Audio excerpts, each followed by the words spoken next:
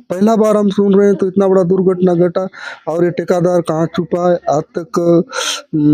क्रियाक्रम करने के लिए भी बाद में देखते हैं और दे देते हैं, इतना बोल के बोलते हैं, मतलब वही मध्य हम चाह रहे हैं तो वो आदमी नहीं आ रहा है। स्थानीय हाता ग्राउंड के पास एक निर्माणाधीन 3 मंजिला मकान में चल रहे कार्य में लगी एक मजदूर युवती की काम के दौरान हाई टेंशन तार से करंट लगने से कल मौत हो गई। वहीं उसके साथ कार्यरत एक और युवती रोमा बघेल जख्मी है और उपचार के लिए अभी महारानी अस्पताल में भर्ती हैं। इस घटना के बाद पूरे इलाके में सनसनी व्याप्त थी। हमने भी इस समाचार को प्रमुखता से प्रकाशित किया।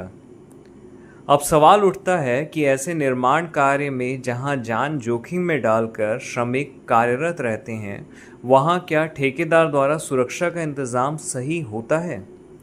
पहले भी श्रमिक इस तरह की घटना में जब शिकार हुए हैं तो बिजली के तार की ऊंचाई और खतरे का ध्यान क्यों नहीं रखा गया? इन तमाम सवालों के जवाब जानने हम पहुंचे मृतिका के परिजनों से मिलने। अभी हम ग्राम पंचायत नियानार के लोहरापारा में आए हुए हैं और अभी 2 दिन पूर्व ही हमने एक समाचार चलाया था जिसमें हमने बताया था कि एक ठेकेदार के अंडर में काम करते हुए एक मजदूर की मौत हो गई थी और एक निर्माण कार्य में वो मजदूर लगी हुई थी और ये उनका घर है और यहाँ आप देख सकते हैं इनकी माता हैं और अंतिम संस्कार के बाद सारे ग्रामीण जो हैं यहाँ पर मिल कर के तैयारी कर रहे हैं। अलग अलग किस्म से कोई चावल साफ कर रहे हैं, कोई और बाकी कार्यों में लगे हुए हैं और रिश्तेदार यहाँ पर आए हुए हैं। तो हमारे साथ में जो दैमनी हैं थी, उनके पिता यहाँ हमारे साथ मौजूद हैं। ये दैमनी के सारे डॉक्यूमेंट लेकर के यहाँ पर बैठे हुए हैं, इंतज़ार में हैं कि प्रशासन से या स्वयं ठेकेदार यहाँ पर आएं और कुछ तो न्याय करें, कुछ हौसला बढ़ाएं परिवार का। लेकिन अभी तक यहाँ पर किसी का भी नहीं पहुँचना एक बहुत बड़े सवाल को यहाँ पर जन्म देता है। तो दादा आपका नाम बता देंगे? मेरा नाम सौंदर्य बघेल है। अच्छा, ये परसों की घटना थी ना? कल की घटना थी। और इस घटना के बाद में क्या कुछ हुआ? आप लोग जैसे अस्पताल गए होंगे, है ना? जो दैमनी है तो उसके विषय में आप बता देंगे क्या क्या हुआ था वहाँ पर? आपको कैसे खबर मिली? हम लोग को फोन किए, उसके साथ वाले हम लोग घर में थे तभी गए जी। उसमें घटना हुआ रहा। तो फिर उसके बाद आप लोग जगदलपुर गए। काम कहाँ पर चल रहा था? वो आता ग्राउंड, हाता ग्राउंड के पास में। हाँ। प्रतापगंज फार्म है ना? हाँ हाँ। तो ये हाता ग्राउंड के पास में जो काम चल रहा था, किस ठेकेदार के अंडर में काम चल रहा था? अजीत गिरी का। तो ठेकेदार से आप लोग मिले, फिर कभी मुलाकात हुई? नहीं मिले, कभी नहीं मिला हम लोग के साथ। कभी मुलाकात नहीं। कल भी दो जला उले के नहीं आए, कोई नहीं आया। फोन लगाए तो फोन भी नहीं उठाए हम। तो ये तो बड़ी एक दुखद बात है। ये थोड़े ज़्यादा भावुक हो गए हैं अभी इस वक्त में, तो हम समझ सकते हैं कि कैसा महसूस हो रहा होगा। दादा, ये इस तरीके से जैसे मजदूरी के लिए तो यहाँ से लोगों को लेके जाते होंगे ना? हाँ, लेके जा रहा था, बहुत साल हो गया उसका ले जाते थे। कौन आता था लेने के लिए? पिकअप वगैरह में? पिकअप वाले आ रहे थे, उसी का कुछ रखे हैं और शाम को सुबह आता रहा हूँ। तो जैसे कल ये घटना हुई, कल आप लोग को पता चला, आप भी रिश्तेदार हैं ना इनके? हाँ। और ये घटना होने के बाद फिर आज या कल में भी कोई ठेकेदार या फिर ठेकेदार के अंडर से कोई भी आए क्या यहाँ पर? नहीं, कोई नहीं आया अभी, कोई ठेकेदार नहीं आया ना, कोई मिस्त्री का भी पता नहीं चला। और मजदूरों को लेने वाली जो गाड़ी आती वो आई? नहीं आई ना, वो आई थी, वो लाश जोड़ने आई थी बस। अच्छा, लाश छोड़ने उनकी गाड़ी आई थी। यहाँ मृतिका के जो भाई हैं वो भी यहाँ मौजूद हैं। आपका नाम बता देंगे? राजेश बघेल। ये कैसे हुआ? क्योंकि आप भी पढ़े लिखे हैं और आपको पता होगा कि जैसे किसी भी फर्म के अंदर किसी मजदूर की या किसी कर्मचारी की इस तरीके से मौत हो जाती है तो फर्म जो है उसके लिए कुछ मदद करता है। तो आप लोग को मदद क्यों नहीं मिला?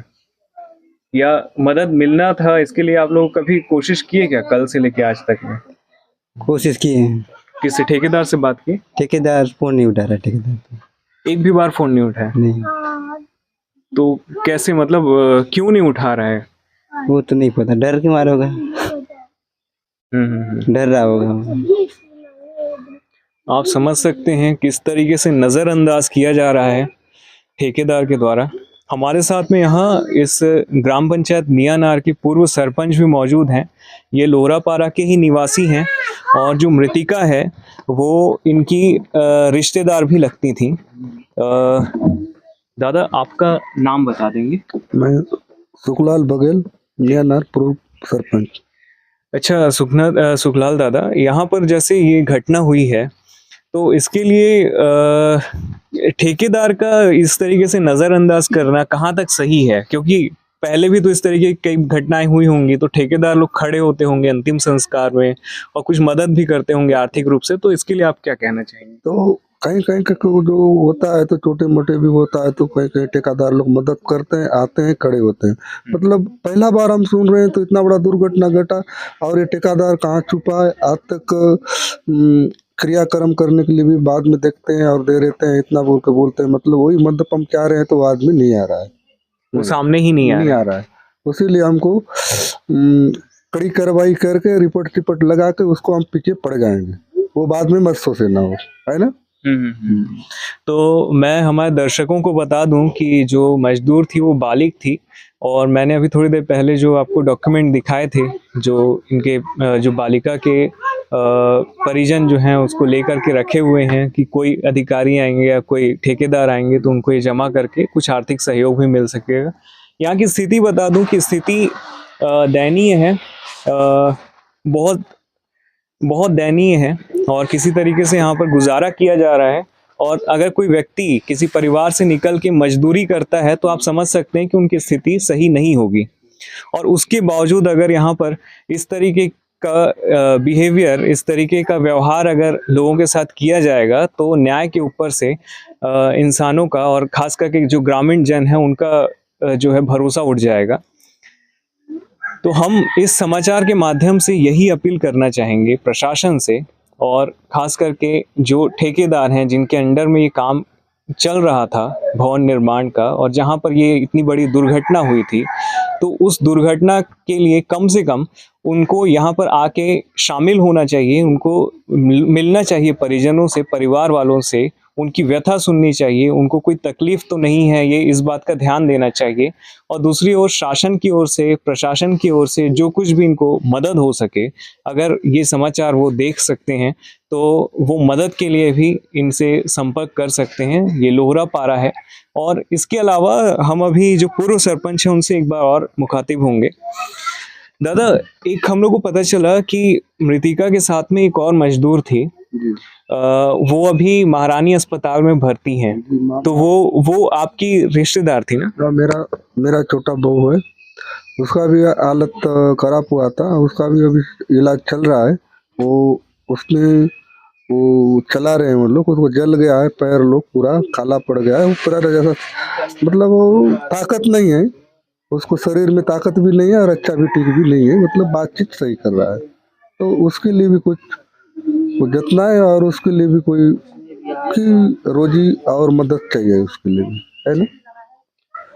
तो ये जो है नियानार के लिए एक बड़ी त्रासदी हो गई है कि दो मजदूर के साथ इस तरीके की घटना हुई है, जिसमें एक मजदूर की तो मौत हो गई है और दूसरी अभी अस्पताल में है, उनकी भी स्थिति नाजुक है और अभी ठीक है क्योंकि उनके पैर में चोट है, वो रिकवर करेंगे। तो हम प्रशासन से और जो भी नुमाइंदे हैं वो अगर देख रहे हों इस समाचार को तो हम उनसे अनुरोध करेंगे कि वो इनकी मदद करें। मैं वेदांत झा, द गज़ेट इंडिया से। बुधवार को हुई इस घटना में ठेकेदार द्वारा लापरवाही बरते जाने की बात सामने आ रही है। बस्तर में ऐसी घटना नई नहीं है, ऐसी कई घटनाएं पूर्व में हो चुकी हैं। इसके बावजूद ठेकेदारों द्वारा लापरवाही बरतना और मजदूरों के साथ हादसा होने के बाद ऐसी संवेदनहीनता समझ से परे है।